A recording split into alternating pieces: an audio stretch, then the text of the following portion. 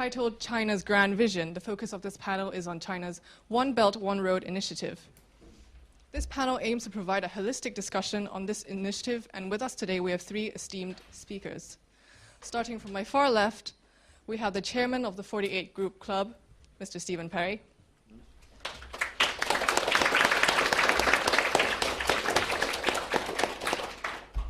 The Minister Counselor of the Chinese Embassy in the UK, Mr. Zhang Jimin. And finally, we have the chairman of Indochina, Myanmar, and Thailand of the Macquarie Group, and the moderator of this panel, Mr. Lee George Lam. Okay, let me pass the stage to Mr. Lam.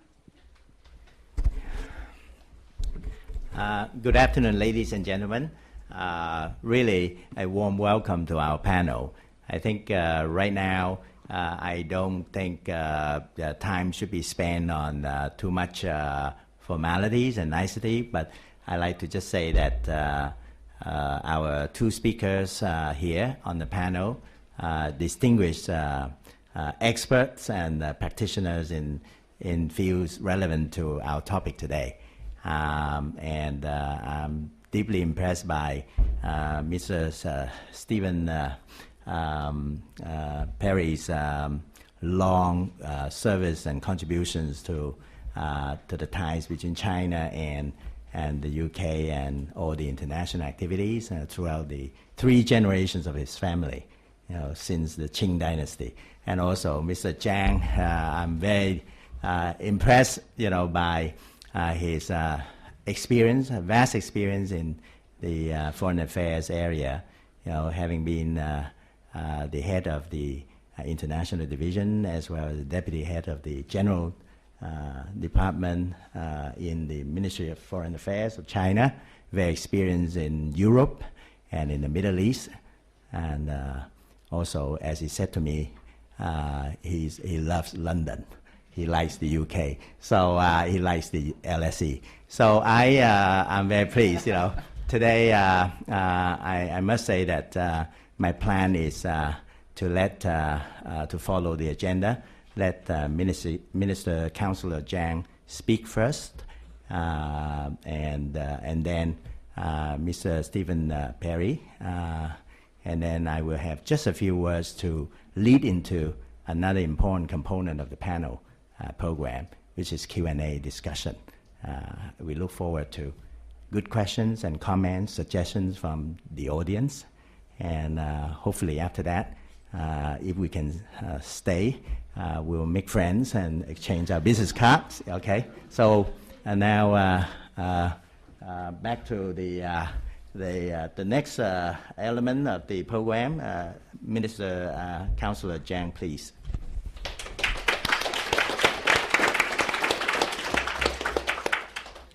Good afternoon, ladies and gentlemen. Mr. Lam, thank you for your kind words. It's truly a great pleasure for me to join you today. Yes, LSE is not an unfamiliar place for me.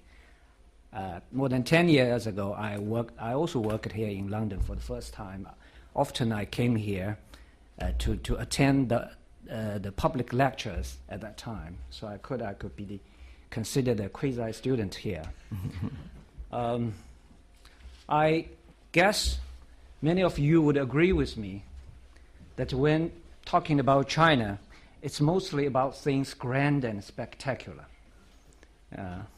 One good example, as Chinese Lunar New Year is around the corner, is the annual massive human movement which is going on now in China. We call it 春运, or spring movement. At this time of the year, most Chinese rush back home for family reunion. But its scale, which stands around 3 billion person time, I think it's beyond imagination for many people. So it roughly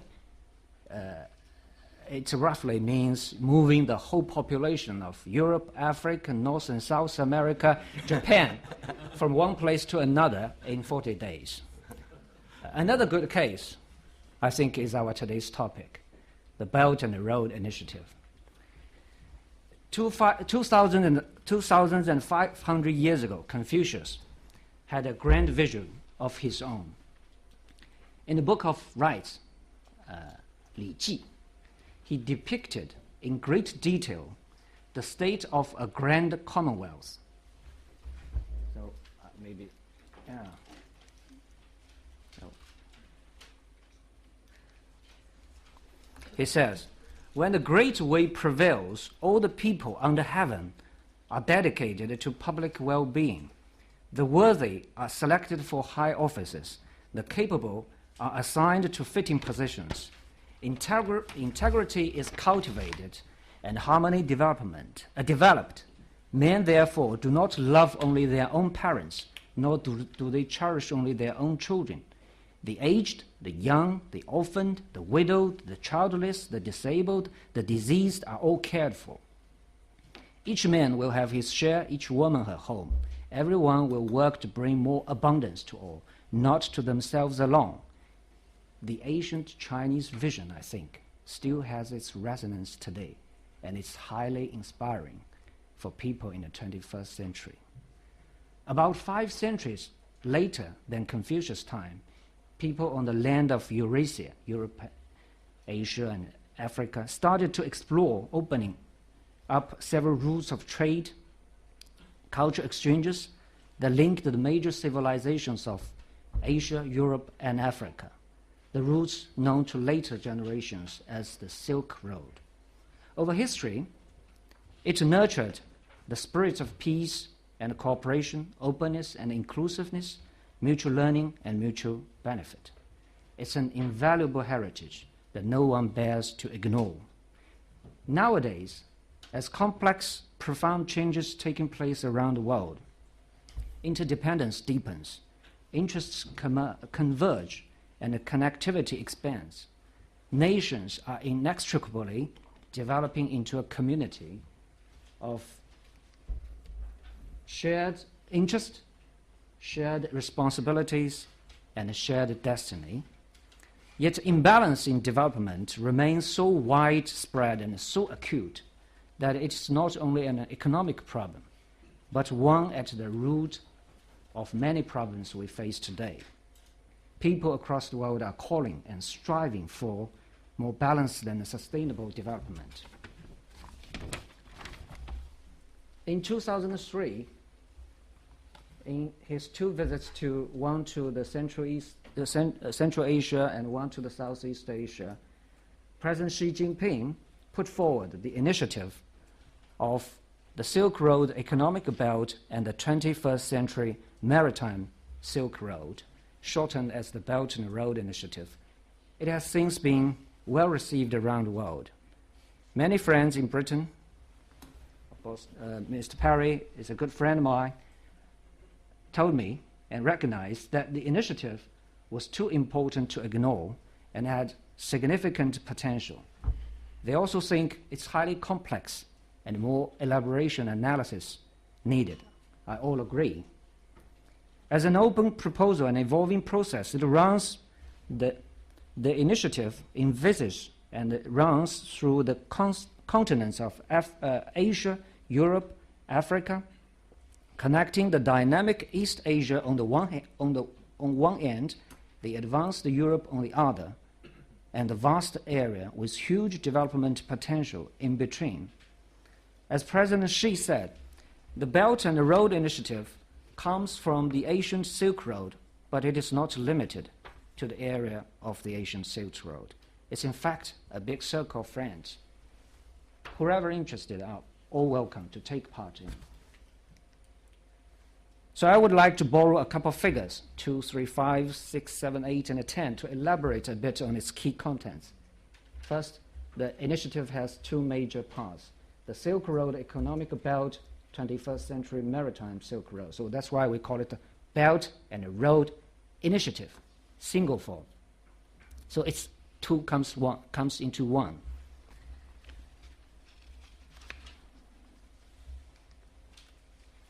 Yeah, the Silk Road Economic Belt, its own land, focuses on, generally in 3 directions. 1, bring together China, Central Asia, Russia, and the Baltic. So it's North, northern direction. The middle line is linking China with the Persian Gulf and the Mediterranean Sea via Central Asia and West Asia. And the southern line, it connects China with the South China, Southeast Asia, South Asia, and the Indian Ocean. The 21st century Maritime Silk Road, which is the Silk Road by sea, has two major lines. One goes from China's coast to Europe via the South China Sea, the Indian Ocean in one direction, the other from China's coast through the South China Sea to the South Pacific in the other. So it connects to Australia. So it focuses on smooth, secure, efficient transport routes connecting major seaports. So that two parts, three key principles: extensive consultation, joint action, shared benefit. These are very important principles that China firmly adheres to. And we think the success, the progress, the implementation of the initiative, I think it should be built on these key three principles. China is carrying out extensive consultation with others on an equal footing.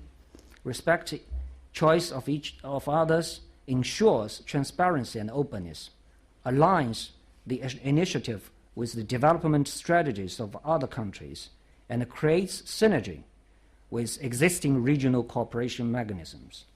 The initiative follows market operation, so government proposes, market operates. It's pluralistic and highly flexible in cooperation. It is to be worked by all, built by all, and shared by all. And 5 major goals. The Belt and Road Initiative has 5 major goals. It's policy coordination, facility connectivity, unimpeded trade, financial integration, and people-to-people bonds. Policy coordination is the important guarantee for implementing the initiative. It's the political policy level coordination. Facility connectivity is the priority area. That's mainly for infrastructure, communication, connectivity, and this is the major area that we are going to work on. Unimpeded trade is a major task, to facilitate the investment and the trade cooperation, to unleash further the potential of cooperation.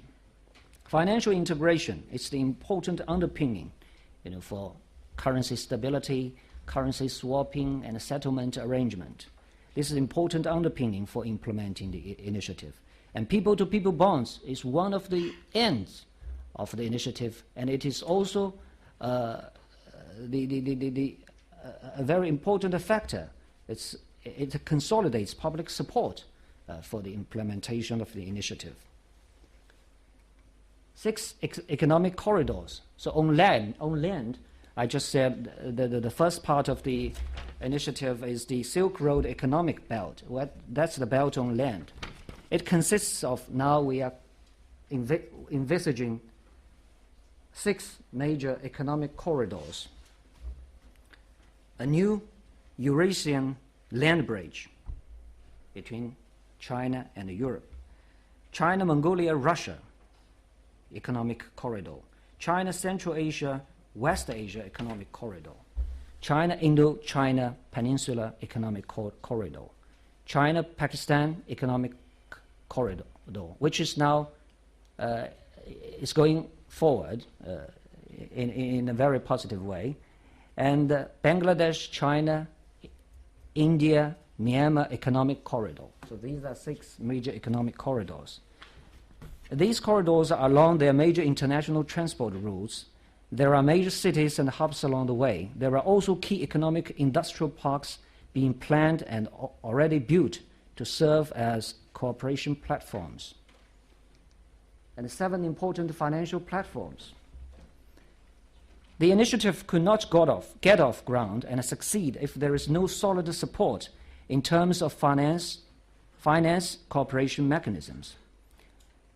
A Chinese policy document on the Belt and Road Initiative, which was issued, I think, last April, listed at least 7 important financing platforms. AIIB, the Silk Road Fund, China Eurasia Economic Cooperation Fund, China ASEAN Interbank Association, Shanghai Cooperation Interbank Association, BRICS Development Bank, and the Shanghai Cooperation Financing Institution. But I think we see at least 7. It's not exclusive. There are maybe new and more platforms coming up. So there are 8 priority areas for cooperation, which is related, I think, to the 5 major goals. So infrastructure connectivity, industrial investment, resource development, economic and trade cooperation, financial cooperation, cultural exchanges, which falls into the category of people-to-people bonds, ecological protection, maritime cooperation. So Belt and Road initiatives takes into consideration of environment protection, sustainability of development. And 10 organizations and mechanisms. The initiative is also to enhance the role of multilateral cooperation mechanisms and make full use of existing mechanisms. So it's not building up brand new mechanisms, structures. It's building on what we have now. So these are 10 major organizations, among others. Shanghai Cooperation Organization, ASEAN plus China, 10+1, APEC, ASEM, Asia Cooperation Dialogue, SICA, China Arab States Cooperation Forum, China Gulf Cooperation Council Strategic Dialogue, Greater Megong Sub-Region Economic Cooperation, and the Central Asia Regional Economic Cooperation. China also proposes to set up an international summit forum on the Belt and Road Initiative, just to build further consensus on this initiative. But it is not there yet. We have proposed.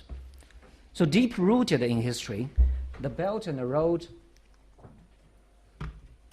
is to revitalize the time-honored Silk Road spirit and demonstrate China's resolve to further its all-round opening up and deepen its integration with the world.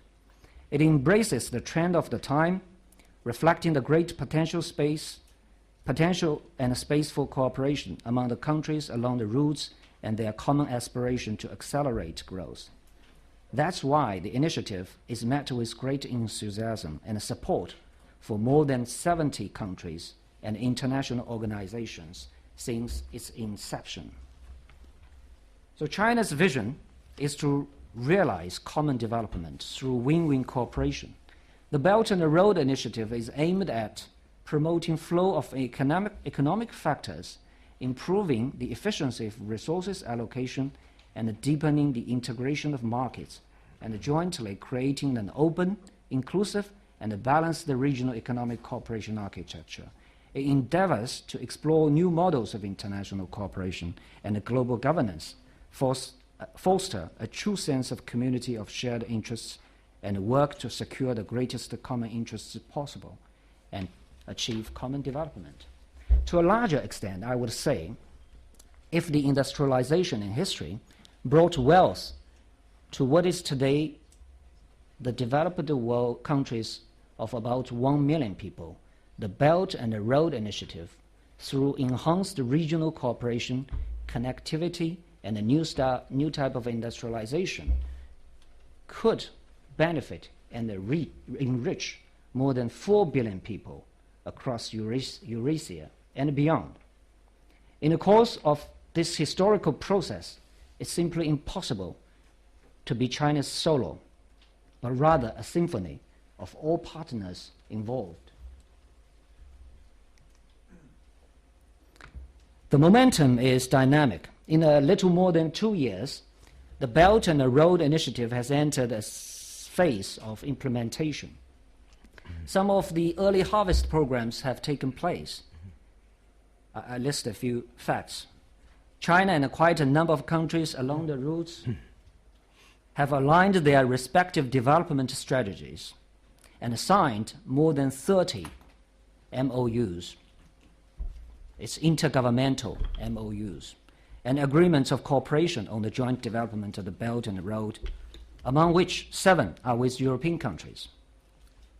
China has also worked with countries along the Belt and Road on a number of key cooperation projects where the conditions are right.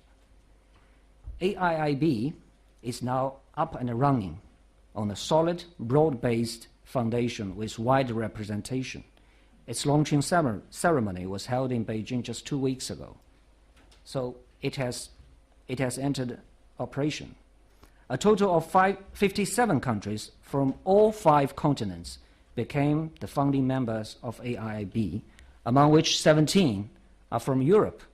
The United Kingdom is the first among major Western countries. Many more are waiting and applying for participation. AIIB is well on its way to integrate into the global financial system as a lean, clean, and green institution that addresses Asia's infrastructure needs. The Silk Road Fund is operating well. Its first investment goes to a hydropower station project of $1.65 billion in Pakistan.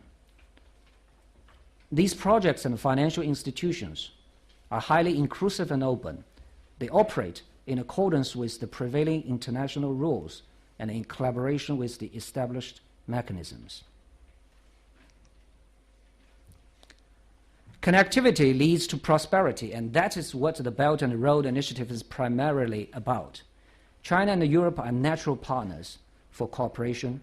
The opportunity for Europe and the UK is huge. Trade between Asia and Europe now only accounts for 10% for their total, which points to a huge potential to be tapped. The European Commission has issued new EU transport infrastructure policy to develop core networks of 9 new corridors by 2020. The project will cost more than 250 billion euros. China is ready to work with countries in the region to build up a network of infrastructure on Eurasia. The Hungary-Serbia railway project is a case in point. A land-sea express passageway between China and Europe has been planned and being developed on the basis of extended and upgraded Hungary-Serbia railway. So last November, when 16+1 summit was held in China, Chinese Premier Li Keqiang signed with Serbian and Hungary prime ministers to start this upgrading Hungary-Serbia railway project. And the project started last December. So it's already started. In 2 years' time, when the upgrading of Hungary-Serbia railway is finished, the travel time by train from Budapest to Belgrade will be reduced from 8 hours to a bit over 2 hours. This express passageway will further extend from Belgrade to the Piraeus port of Greece in the south via Skopje of Macedonia. It will bring direct benefit to a population of more than 32 million and open up a new channel for China's export to Europe and for European goods to reach China. China will also work with European partners to set up coordination mechanisms to handle railway transport and customs clearance and build up the brand of China-Europe freight trains. China looks forward to building more express passageways between China and Europe by expanding China-Europe cooperation and deepening regional cooperation. We can make the cake bigger, even bigger, so that everyone can have a larger share in common development. China and the UK have decided to deepen their unparalleled long-term partnership on financial services as a leading area in their bilateral relationship and to cooperate on each other's major initiatives, namely China's Belt and Road Initiative and the UK's National Infrastructure Plan and the Northern Powerhouse. Both governments support their businesses to combine China's production capacity and equipment manufacturing with UK expertise. The two sides are ready to enhance global industrial cooperation and are open to exploring cooperation involving third parties. Both sides are committed to further cooperation on energy and transport in each other's countries. Oh, last page.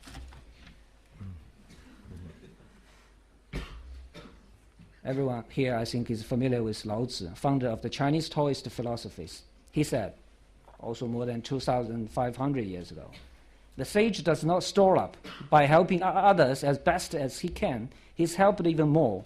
By giving others as much as he can, he became richer and richer still. China's own historical experience speaks loudly of how different cultures and faiths could interact and thrive together without doing each other harm. China's reform and opening up in recent decades, and its fast growing into the largest trading partner of over 120 countries, is a testament to how closely connected China has been with the world and how much peaceful development and win-win cooperation can deliver. China is all for a new type of international relations of win-win cooperation. The Belt and the Road Initiative is a public good China provides to the world. The vision has been met with actions. I'm sure that with conviction, commitment, and cooperation, and by working together, we can surely perform the symphony of the Belt and the Road Initiative grand and spectacular, and make real positive differences for all of us. And thank you, and I wish you all a sound and successful Year of the Monkey.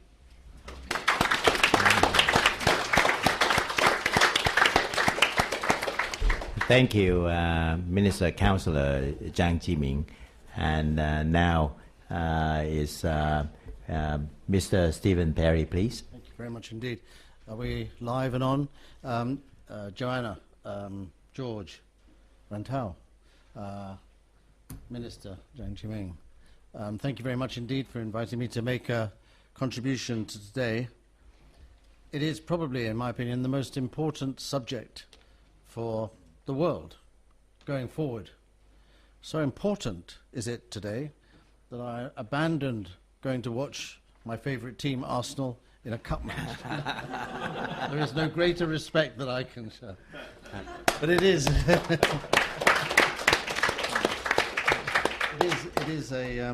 It is, in my opinion, very important. And usually I speak without notes, but today I've written, together with my colleague Keith Bennett, the presentation that I'm going to give. So I hope you'll excuse me for reading, and I hope you'll excuse me that I haven't yet mastered making slides.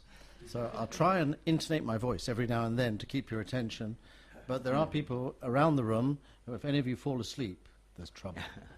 Thank you very much. Ladies and gentlemen, it's always a great pleasure for me to support and participate in the China Development Forum at the LSE. Since its inception, it has gone from strength to strength. I truly see it as a gathering of future leaders. I have been following China, the events there and the development of the country all my life. It has been the greatest privilege of my life to be a witness to, and if I may say so, a modest participant in one of the greatest chapters in human history. I refer to the remarkable transformation and development of China in an unprecedentedly short period of time into the world's second largest economy, and the transition from poverty to the beginnings of moderate prosperity that this has entailed for well over 1 billion people. Given the majesty of China's history, culture, and civilization, I prefer to refer to this not as the rise of China, but as the return of China.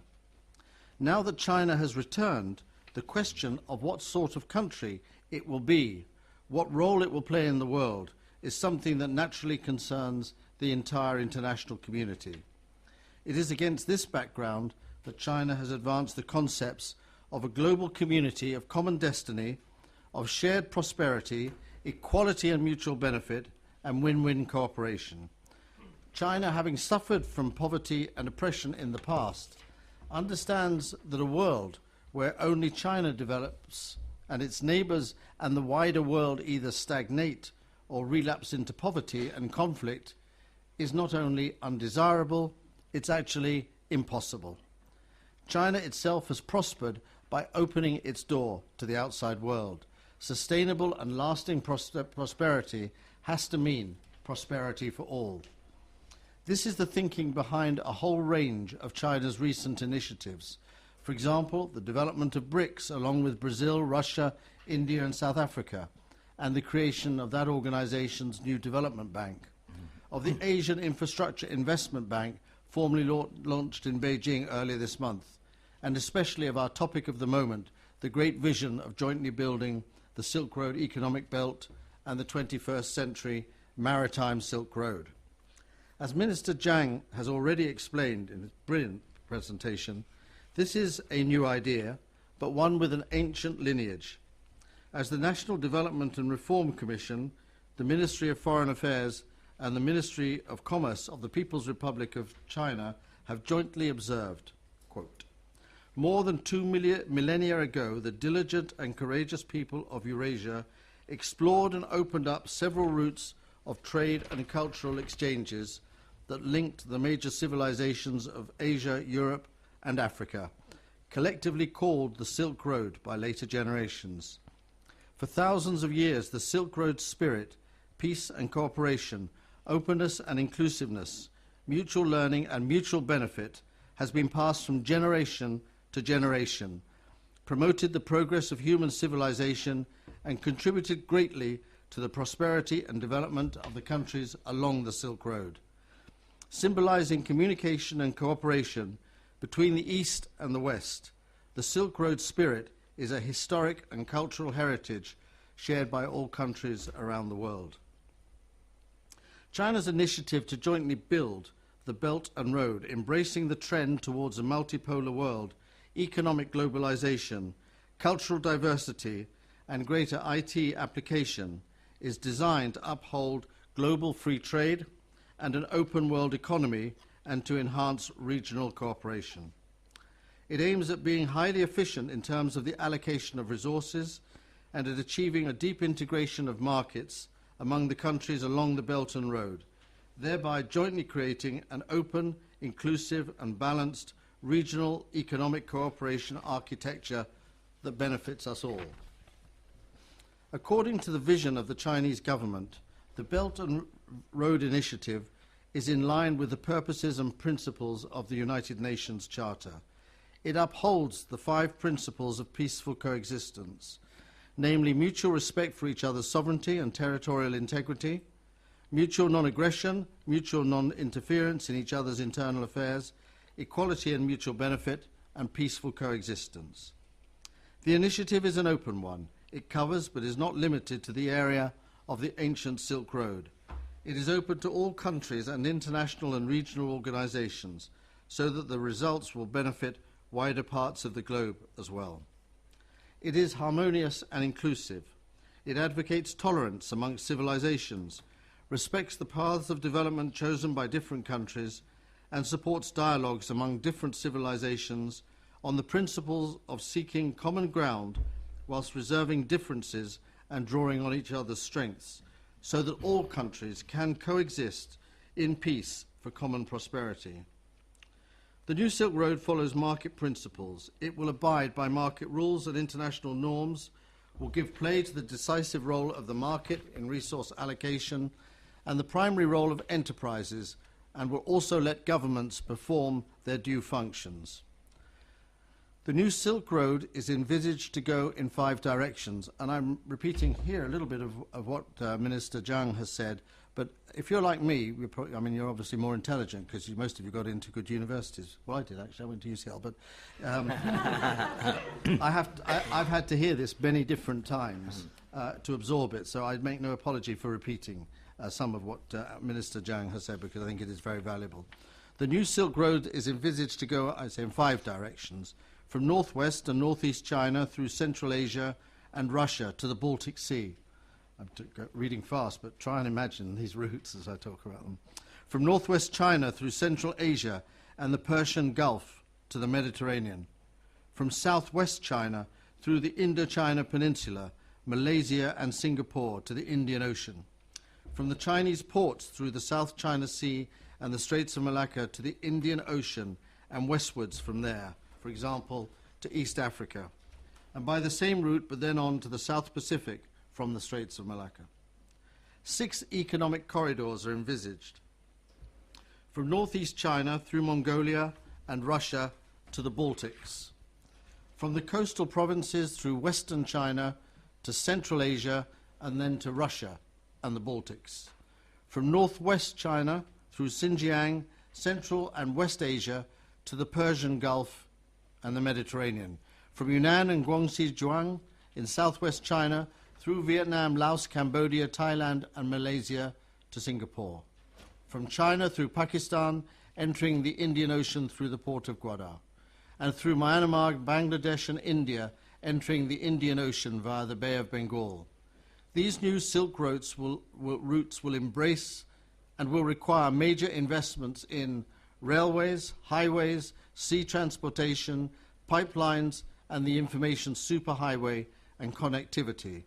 To translate this grand vision into reality will require trillions of dollars of investment in infrastructure and in all sectors of the economy in the more than 60 countries directly encompassed within the new Silk Road Initiative, as well as further afield. Cumulatively, it represents the greatest business opportunity in the contemporary world. One Belt, One Road may be the official name given to this grand project. Excuse me, Minister Zhang, but personally I prefer the New Silk Road. Both historically and today, there have been many terms coined to describe the great landmass that is generally broken down into the 3 continents of Asia, Africa, and Europe. One of them dates back to ancient Greece. Ecumen was held to be synonymous with the known, inhabited, and civilized world, entering into general usage in the 4th century. This ecumen embraced such European civilizations as Greece and Rome, such African civilizations as Egypt, and such Asian civilizations as Persia and China. From ecumen, we derive the word ecumenical, which in the Christian religion denotes the aspiration and search for unity and inclusivity. But whatever name it may have been given, for centuries the diverse peoples of Africa, Europe and Asia have shared a common home.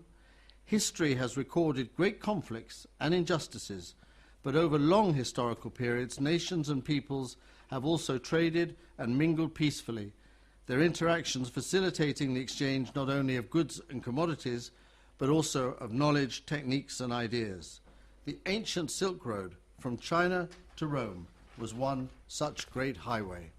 Also worthy of mention are the epic voyages all round Asia and to East Africa by Admiral Zheng He in the 15th century. There is an excellent book that you can get to complement today's superb talk by Minister Jiang Jiming. It is The Silk Roads by the Oxford academic Peter Frankopan.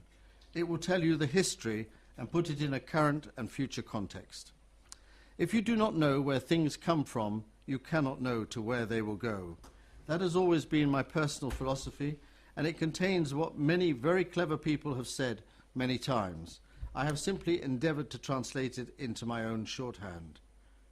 But my own study of history has taught me that President Xi's idea of the new Silk Roads takes the past and updates it brilliantly with a view to managing both present and future challenges. If, for example, you wonder why a road curves and wanders instead of going straight through a valley, you can find out the reason easily enough by seeing the obstacles that the road has bypassed. They might be rivers, mountains, or a ravine, but it will have its logic, and the Silk Roads have theirs. We should know the past for this important reason. However, the progress of science, technology, and civilization will surely sweep away many of the obstacles, and hence the need to make some of the detours that were required in the past. For example, a future high-speed train running from Urumqi to Istanbul will use new technologies, quite likely including magnetic levitation, to shorten the route and create a new way.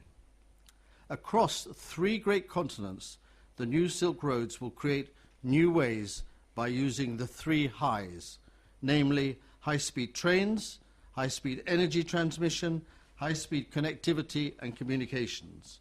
Some say that one might, in the not-too-distant future, be able to travel by train from London to Beijing in just 2 days, and that the internet and electricity will flow across all the rail lines, roads, highways and canals alongside the new and revised shipping routes, as well as the cables and pipelines powering connectivity and transporting oil and natural gas.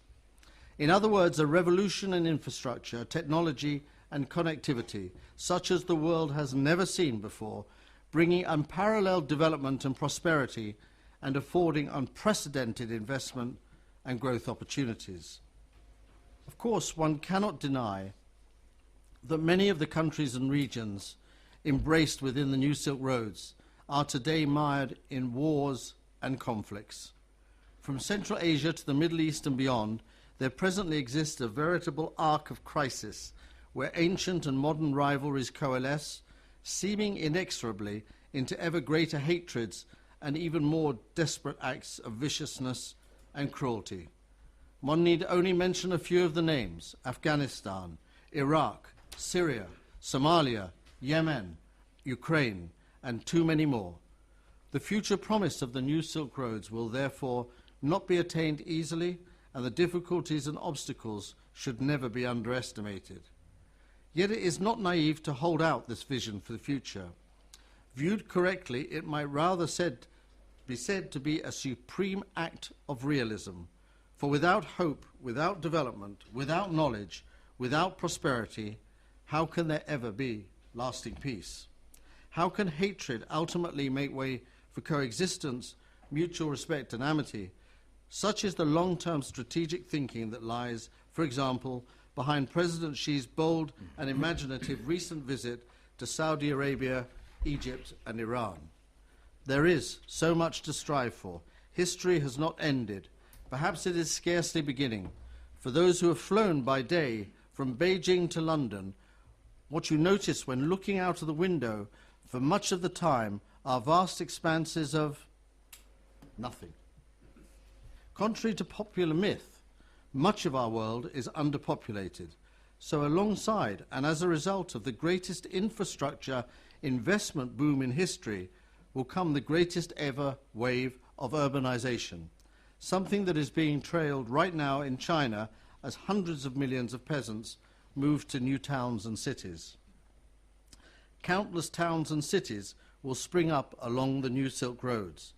Learning the lessons of history, they will hopefully be environmentally friendly, ecologically sustainable, and will respect biodiversity, conservation, and hitherto endangered species of wildlife. Crucially, they will provide the essentials of decent and civilized life to millions of people who have been denied them for too long. Minister Zhang has given us a lot of detail about the international institutions and agreements that will provide the funding and facilitate the delivery of all this.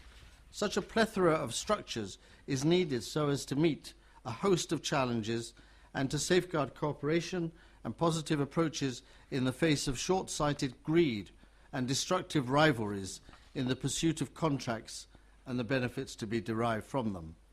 This will be challenging, but what we see behind the alphabet soup of multinational stakeholders is a determination to follow a rules-based approach that can guarantee the rights of all, ensure best practice, and lean, clean, and green development. If nations are responsible and keep their eye on the prize, then it is there to be won. I am an optimist. I believe it will happen. Still, it's only natural that business in the UK and Europe and elsewhere will wonder, to put it somewhat crudely, what's in it for us? Who will get the contracts? Who will manage and supervise them? It would be foolish for us to deny there is a concern that this seemingly grand vision of the New Silk Roads is simply designed to absorb China's surplus capacity, to use its reserves by recycling them into projects that will simply represent contracts for Chinese companies using Chinese surplus production and employing Chinese labor.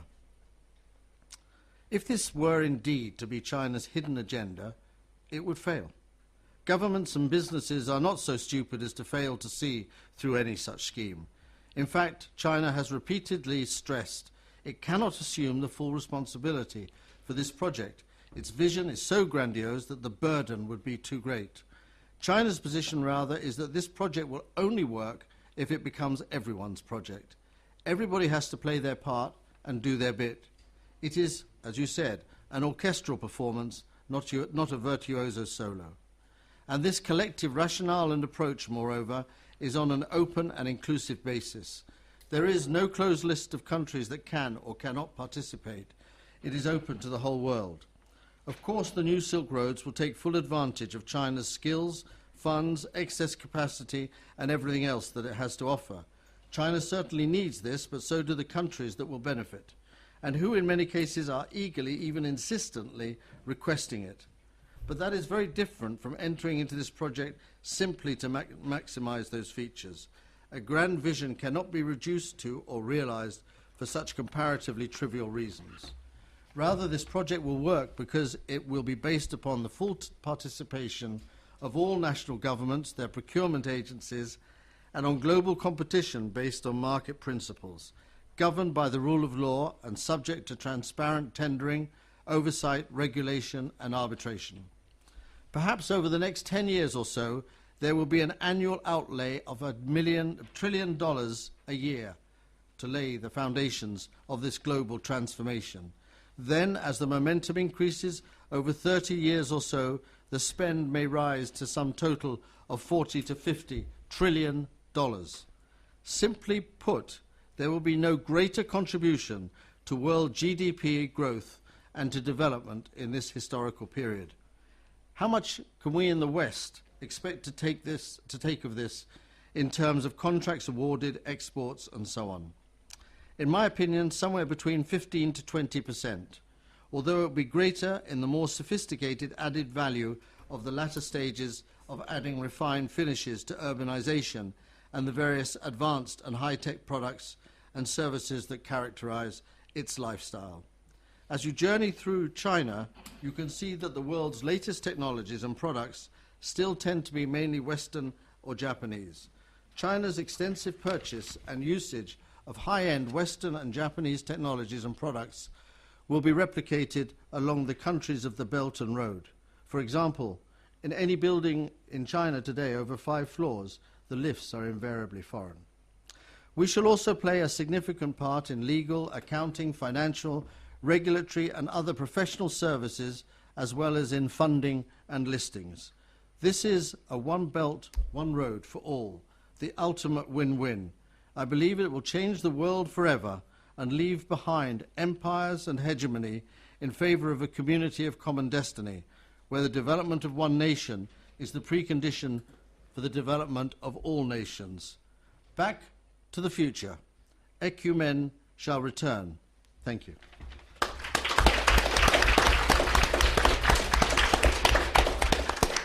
Well, I think at this stage I can say that after 2 excellent presentations, I should say very little.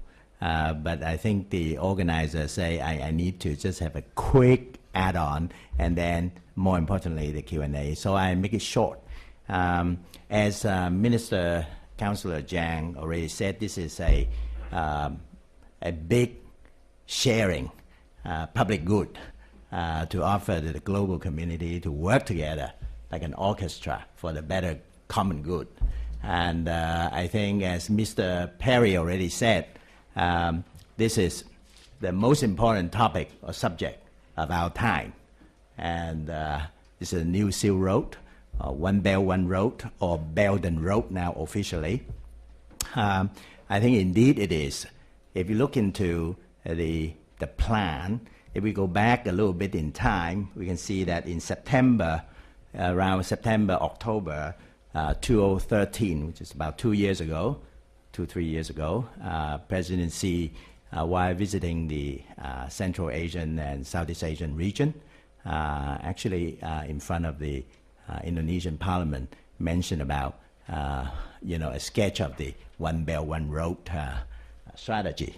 And then on March 28, 2015, Minister Zhang, that's the day when there was a joint statement from the NDRC, the National Reform and Development Commission, the Minister of Foreign Affairs, and the Ministry of Commerce of the PRC, about the vision of One Belt One Road and the plan of action.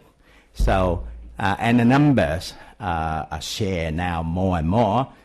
Just a few numbers: 30% of world GDP. You're talking about 21,000 billion US dollars. Talking about 35% of world trade, and 64% of world population. You're talking about 4.4 billion people, and 64 countries. So that's why this is the most important topic, and this is a big orchestra if we want to do it together. And President Xi Jinping also mentioned about the 5 interconnects, or the 5 clear channels. First is policy coordination. Second is infrastructure. Third is about trade. And fourth is about capital, free flow. And finally is people-to-people links, bonding. So all these are supposed to be the principles for this orchestra to be well played and well enjoyed together. Now, but the challenges are many, of course. But before that, I'd like to just quickly mention a couple of examples of things coming our way. Now, I think on the other side of our floor, another team is talking about AIIB, and that is one concrete organization since the founding of, let's say, post-World War II organizations like IFC and all of that, ADB, and now AIIB. So it's a huge step with so many countries having passed through all the hurdles to come together. So it's a great step forward. And then alongside, we can see some other platforms being built, like the, I think Premier Li Keqiang also recently announced the establishment of the Asia Financial Sector Cooperation Association. I may not quote the name correctly. It's 亚洲金融合作协会. I'm not sure. I think that is being planned, but platforms like that, including the Silk Road Fund, the Maritime Silk Road Bank, the China-ASEAN Cooperation Fund, the China-African Fund, and so on. All these things are there to actually help the efforts. And then we talk about some other bright spots or opportunities, like the ASEAN region or Southeast Asia, the 10 countries just south of China, which is very important, not only because of the issues in South China Sea and other things. It is really the gateway and the first step of one road. So the 21st century Maritime Silk Road starts with the ASEAN region. So it's the first stop and a gateway. Without, good effect there, it's difficult to imagine a very successful one road kind of implementation. So, and in that topic, I think Hong Kong can play a big role, because every one of the 10 countries of ASEAN region has a big presence in Hong Kong. Hong Kong is really on top of Singapore. I think in addition to Singapore, Hong Kong is a natural gateway to link with the ASEAN region. And that is where, being a major international financial center, we can hope and we should aspire to be a key international financial center for the new Silk Road, for the Belt and Road. I think along with London, because it's only one night sleep away, from Hong Kong. So, and I think it's a great place. Out of the 3 major international financial centers in the world, we have 2 together already, as part of this Eurasian Renaissance, this Belt and Road effort.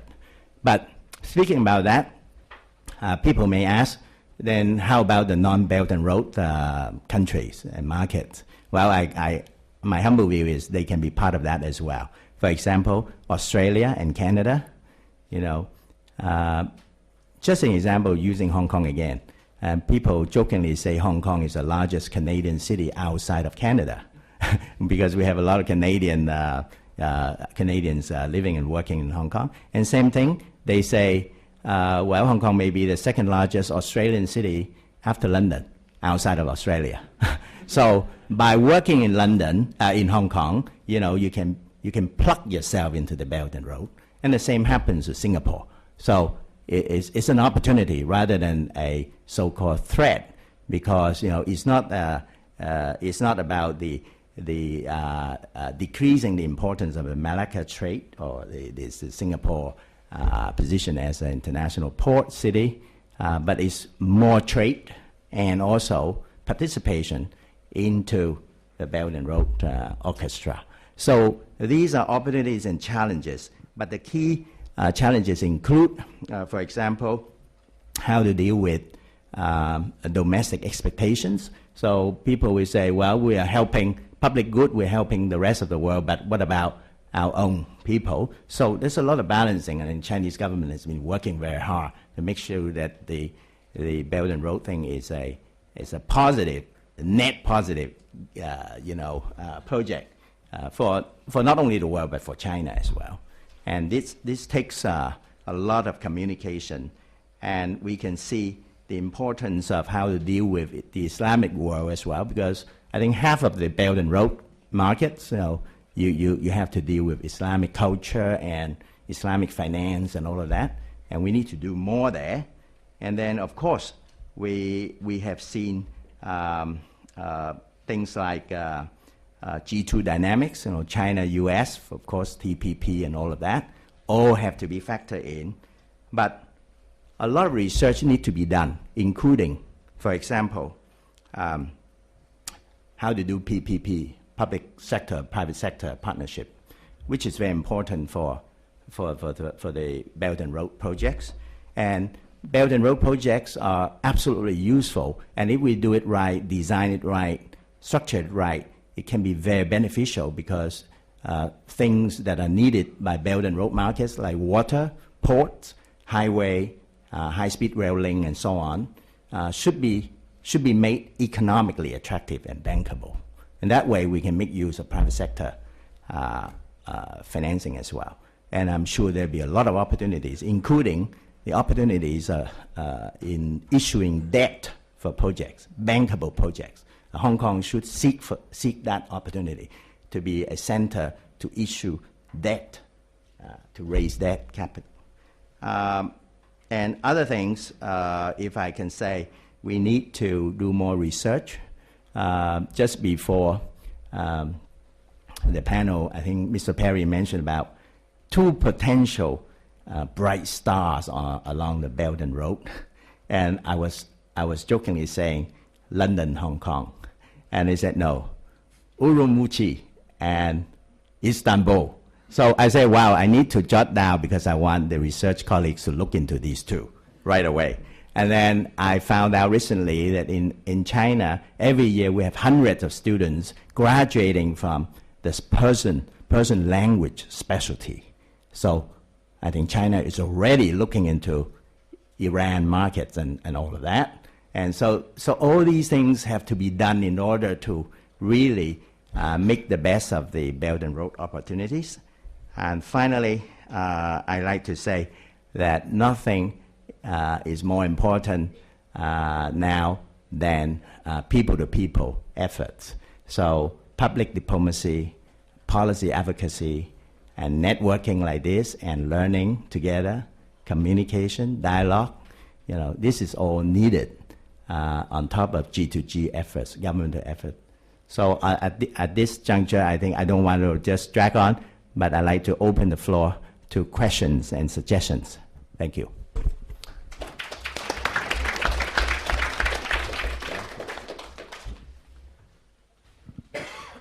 My name is Kevin Tu. I work for the International Energy Agency. I was at the Belt and Road Initiative panel. Just now I switched here because I'm very curious about one question. Hopefully I can hear some answers on this. What's the connection between the Belt and Road Initiative and AIIB? I'm interested in both the government position on this issue and also insight from the business community. Thank you.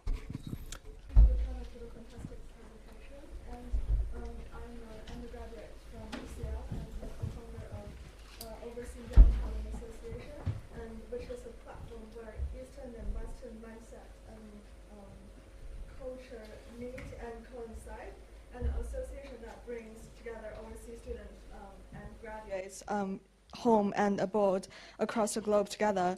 And would you say the spirit of Silk Road and the search for inclusiveness should not be confined to efforts of national institutions, but rather an initiative that can be taken on as an individual, a student like myself, and something that we could contribute to? And also, I wonder, I find the speech from the panel today very inspirational, and may I have the panel's consent to feature some of today's key ideas in the first issue of our weekly publication of the Overseas Young Talent Association?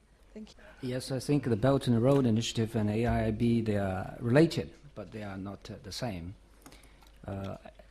The Belt and Road Initiative is, I think, a much bigger, larger initiative than AIIB.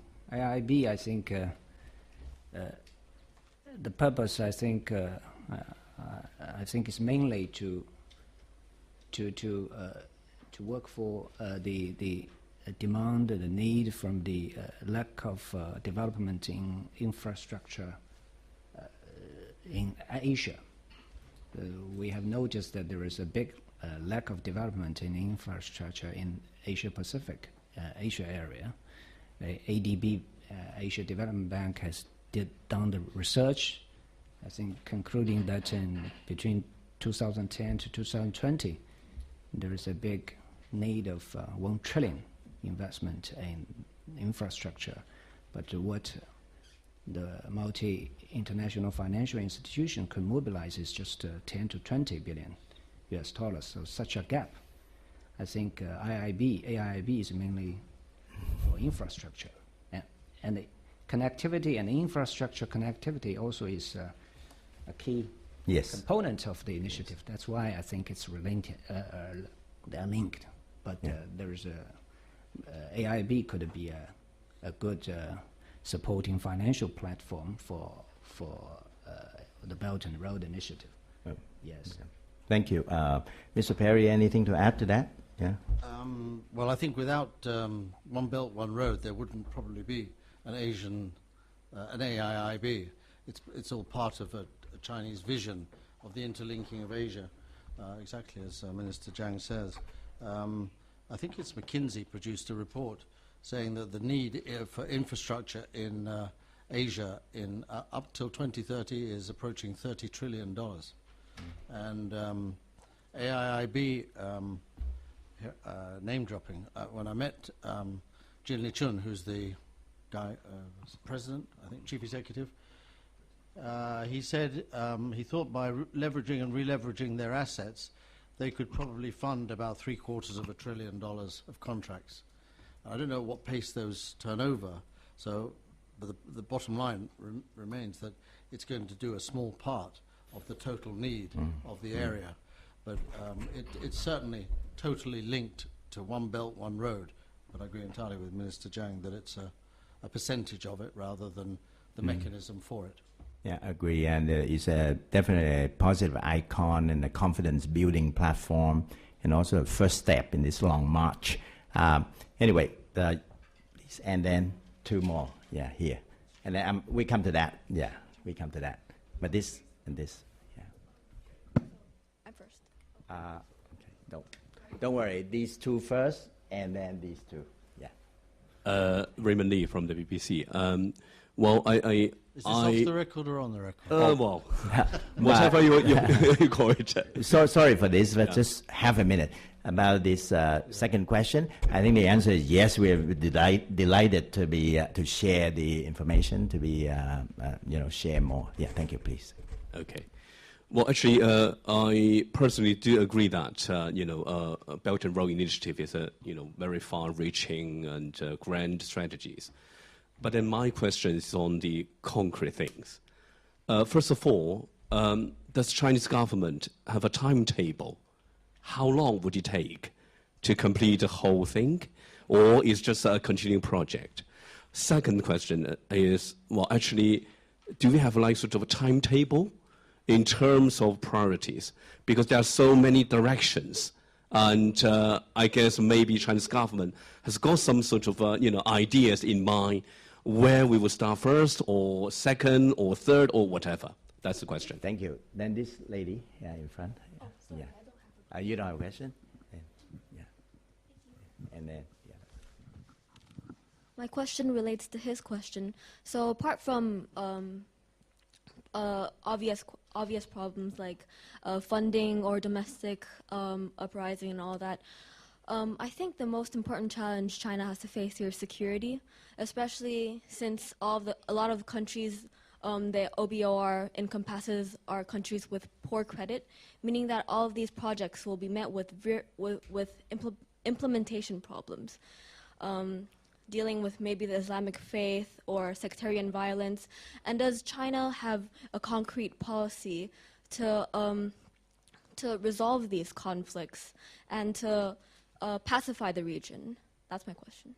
Also, you're talking about credit enhancing measures. Credit enhancing measures of those countries in Central Asia and the Islamic threat in South Asia. Okay, maybe we do it one by one. Two more, and then these two. Yeah. Okay. I see. Yeah. Sorry.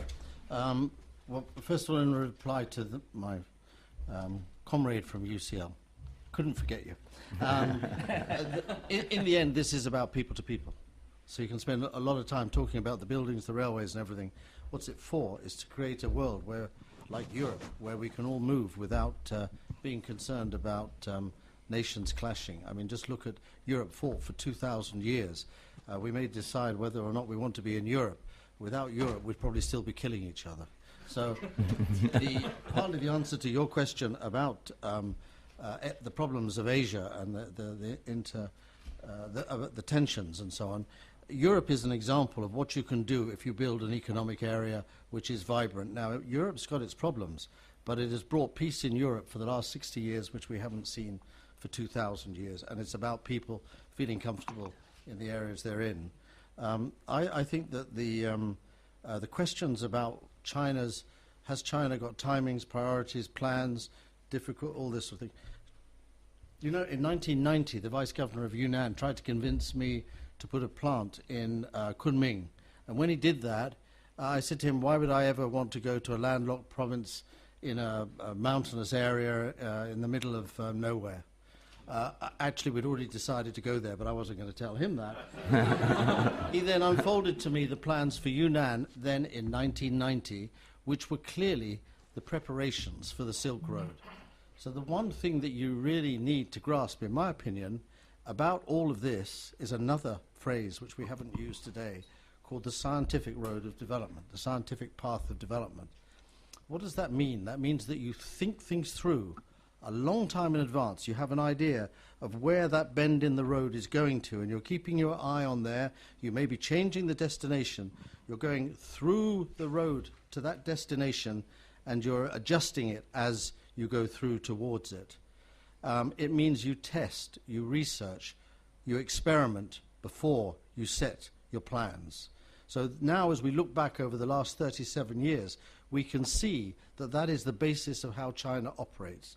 So has China got a plan? Yes. But is it set in concrete? No. It's ready to adjust to the realities of what goes on in the world and how different parts of the world react to it. And if this isn't working, China will go down there.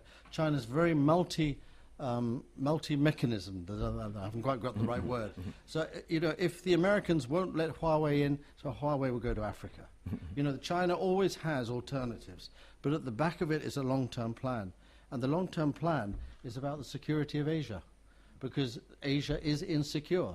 But if you can build the type of environment for South Asia and for the Middle East that Europe has built, regardless of how we think about the euro or how we think about Greece and these sorts of things, if you have those types of long-term objectives and you have the plans to how to get there and you adjust them as you face realities, I think that it's all there.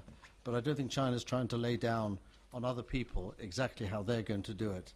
So I don't think you'll ever see the plan. Yeah, Minister Zhang, anything to add? Yes. Yeah. Yeah. I agree with almost all what you said. Yeah. This initiative, I think, I agree that it's a continuing process. And it takes long. I don't think there is we have worked out the mega plan.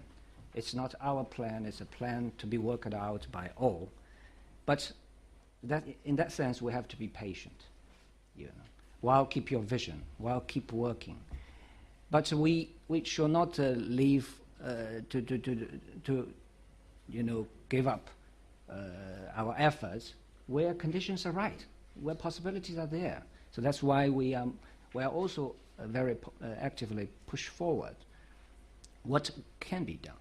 So nowadays there are many flagship projects are going on very well, like China-Pakistan Economic Corridor, and the project that I've mentioned in East Europe, and in China, Mongolia, Russia Economic Corridor. So they are going forward. So where there is possible, we shall move forward with urgency, while keeping the vision alive. Yeah. And for security issues, I think Ms. Parry has touched upon that in your speech, and yes, there are many challenges in terms of security, confrontations, disputes. But I think one of the reasons that why these things are happening is the imbalanced development. This is one of the cause of the issues. So that's why I think we shall keep on with this initiative. I think this is also one way of tackling this. But there are security issues, risks. While moving forward, we shall be careful, with caution, and work together and judge the risks properly, because it follows market operation. So companies, markets, they have the intention to avoid the risks. So I think it's a collective effort. Well, thank you very much. I think about the credit and risk question, I think just add one quick point, and that is yes, these are difficult markets, and to really work with them, and we need to have the team efforts of various credit enhancing measures, including bringing the best companies, let's say from China, and financial institutions from the region and the world to work together. Let's say if you go to a place like Myanmar for agriculture project, and you want to use AIIB money for a large-scale project, then maybe one credit-enhancing measure is to bring in COFCO, the largest Chinese agri company, to be part of that industry know-how, domain knowledge, and expertise, and then bring in, somebody like major financial organizations that knows agriculture and food, to work together. Of course, the whole region has to go through more reforms and deeper reforms to have to help SMEs and to actually have the right law and regulations to protect foreign investment and intellectual property. And the list is endless. Anyway, it's a lot. Now these two, and yes. We have the questions quickly. Yes, thank you, Stephen. Thank you, Minister Zhang. Very right. I'm a Hong Konger working in London, actually, so I have two questions. First is, I understand in the ancient Silk Road, it's not just goods that travel on the Silk Road, it's also students and also ideas. So is there a component of similar, spreading of, let's say, scholarships or even budgets to set up Confucius institutions in this initiative? And secondly, we know that on a Silk Road, it's not just the above two, but also selective few Westerners actually came through the Silk Road to China, be them explorers or Italian missionaries. I just wonder, is this also an initiative that China can do more in philanthropy as well as humanitarian efforts, and maybe offer similarly more individuals a new life like their forebears did in the past. Thank you. Wonderful. Just one question and that's it. And we will make it 1 minute. Yeah. Okay. Thank you to the experts for the very insightful, inspiring presentation. I'm a postgraduate student at LSE, and I have a question for Minister Chancellor. What is your opinion on the coordination agreement between the Silk Road Initiative and Eurasian Economic Union? And what do you think are areas for cooperation there? Thank you. How? Maybe Minister Zhang? Yeah. Your question, yes, it's a good question, and I think a very important thing that I think we are doing now, together with our partners, is to align our development strategies with each other. So, Eurasian Economic Union and the Belt and Road Initiative, we have made an agreement to align these two, to accommodate each other's goals, efforts, programs. So I think it's a good beginning, and it's very significant. Eurasian Economic Union is also a very important program. So I think we have started. First, we have agreed to aligning the two initiatives. Then we are exploring the areas that we are going to cooperate, to work on. So I think the potential is good, and I think the message is very positive. Formal agreement of assigning these two projects are signed. So I think it's a good first step. Thank you very much. Time is limited, but thank you again. Yeah.